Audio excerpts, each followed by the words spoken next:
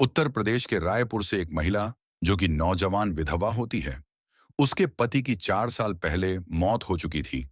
तो वह भी जो है संगम में नहाने के लिए जाना चाहती थी। उसके घर में सास ससुर थे, वह उसे इजाजत दे देते हैं। लेकिन जब वह जाने के लिए औरतों का साथ ढूंढती है, उन औरतों से कहती है जो उसके गांव की औरतें थीं, जो महाकुंभ में जा रही थीं, तो उसे अपने साथ ले जाने से मना कर देती हैं। वह कहती हैं, सोचती है कि कहीं इसका पता नहीं, इसने कौन सा पाप किया था कि विधवा हो गई, और कहीं इसका पाप धुल के हमारे ऊपर ना चिपक जाए। इसीलिए वह उसे ले जाने से मना कर देती हैं। अब वो परेशान होती है।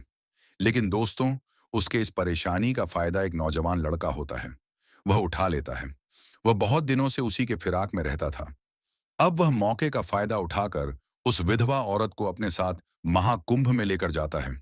लेकिन अपने गांव वालों से उसे अलग कर लेता है और फिर मेले में जाने के बजाय एक होटल में लेकर जाता है, जहां पर 3 रात तक वह उसके साथ कमरा बुक करके रहता है। और दोस्तों, फिर कुंभ में पाप धोने के लिए जो जा रहा था, उससे पहले न जाने क्या क्या कर डालता है दोस्तों। एक बहुत ही रोचक कहानी है, सीख देने वाली कहानी है। आइए जानते हैं पूरी कहानी वीडियो में। लेकिन वीडियो में आगे बढ़ने से पहले बस यही रिक्वेस्ट है, वीडियो को लाइक कर दीजिए, चैनल को भी सब्सक्राइब कर लीजिए। उत्तर प्रदेश के आजमगढ़ की महाकुंभ के मेले में सरकार के आंकड़े के मुताबिक 60 करोड़ लोग पहुंच चुके हैं।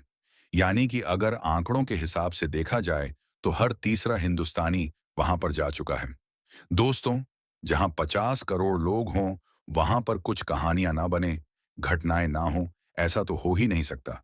तो ऐसी एक घटना का जिक्र मैं कर रहा हूं, जो कि 9 फरवरी को घटित हुई थी। जो कि एक महिला, जिसका नाम मीना होता है, जिसकी उम्र करीब 25 साल की होती है।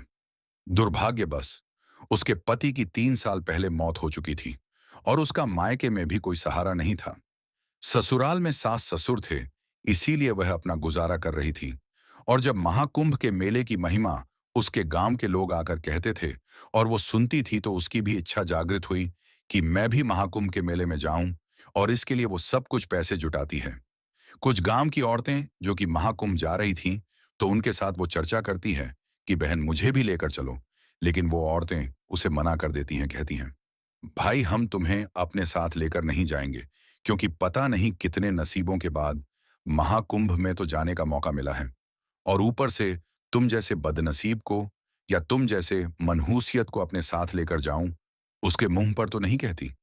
लेकिन फिलहाल वह मन ही मन यही सोचती है, इसलिए उसे मना कर देती हैं। अब वह रोती है, परेशान होती है। उसके सास ससुर तो कहते हैं कि हाँ तुम चली जाओ। और जब यह बात एक युवक को पता चलती है, जो कि उसी के गांव का था, उसका नाम संजय होता है, तो वह दोस्तों उसके घर पर आ जाता है और उसके सास के पैर छूकर कहता है कि चाची, मैं जो है महाकुंभ जा रहा हूं और आपके आशीर्वाद की जरूरत है।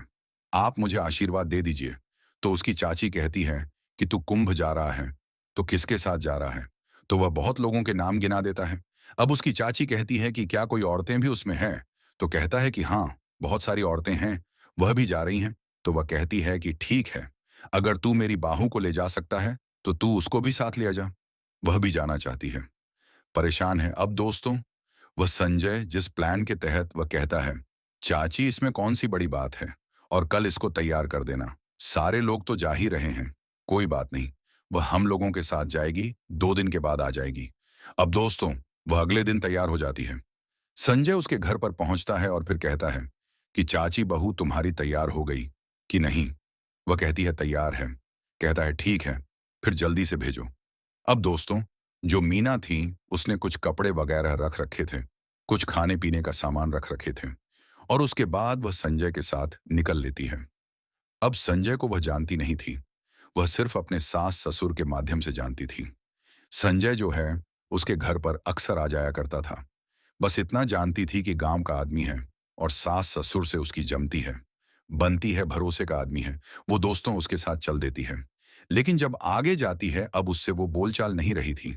लेकिन जब बस स्टैंड पर जाती है और बस में बैठने को होती है, तो फिर वो पूछती है कि बाकी के लोग कहाँ पर हैं। वह कहता है कि अरे बस में बैठो, अभी बताता हूँ कि वह लोग कहाँ पर हैं। आगे गए होंगे, फोन करता हूँ, अगले स्टैंड पर वह लोग हैं। अब वो बैठ जाती है। फिर उसके बाद जब कुछ दूर बस चल देती है, फिर वो पूछती है कि कहाँ पर है सब लोग। तो वो कहता है कि वो तो दूसरे बस में बैठकर चले गए। हम लोगों ने देर कर दी। हमारा कितना वो इंतजार करते। अब जो रीना थी वह दोस्तों संकोच में पड़ जाती है। वह सोचती है, ऐसे कैसे हो गया? कहती हैं, फिर क्या होगा? अब कैसे उनसे मुलाकात होगी? वो कहता है, तुम टेंशन मत लो, मैं तो हूं ही यार। और वहां पर चलेंगे तो उन लोगों से मिलवा देंगे। मिल जाएंगे, कहाँ चले जाएंगे? उन लोगों का नंबर तो मेरे पास है ही। मेरा भी नंबर उन लोगों के पास है। कहीं ना कहीं रास्ते में ही मिल सकते हैं। अब दोस्तों मीना क्या करती है? अब वो बैठी थी, बस तो चल ही रही थी। रास्ते में जो कंडक्टर आता है, दोनों से टिकट कटवाने के लिए कहता है। संजय जो है टिकट लेता है। मीना कुछ पैसे निकाल कर देती है तो कहता है, अरे जब मैं हूं तो क्यों चिंता कर रही हो? बहुत खर्चे आगे लगेंगे। अपना पैसा अपने पास रखो। अब वो अपना पैसा जो है रख लेती है। लेकिन दोस्तों, शाम के टाइम वो लोग बैठे थे और सुबह जो है उनको प्रयागराज पहुंचना था। तो उसके बाद जो है अब दोनों एक ही सीट पर बैठे थे। मीना जो है संकोच में एक तरफ सिकुड़ी जा